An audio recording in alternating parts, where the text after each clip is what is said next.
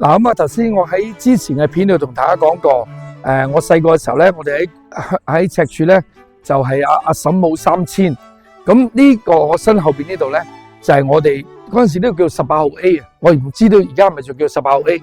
咁我哋喺赤柱頭先8間4號嗰度咧搬出嚟嘅第一次搬咧就係搬喺呢度啦。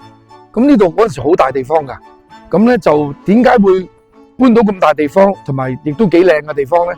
咁啊，我聽我爸爸講就係因為嗰陣時嘅業主話咧，呢度好猛鬼嘅，租幾都租唔到出去。咁我爸爸話啱啦，你肯平我肯租，咁咧就租咗呢度。咁我住入去咧，係基本上一啲事都冇。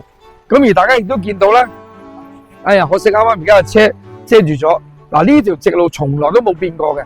嗰陣時我啱啱我阿哥教識我有單車之後咧，我就每日咧就喺呢度踩單車去頭先嗰個土地廟，跟住又翻嚟。一條直路咁踩嚟踩去嘅啫嚇，咁呢度咧亦都係我喺赤柱嘅第2個居所，咁而家當然變咗係住宅啦嚇。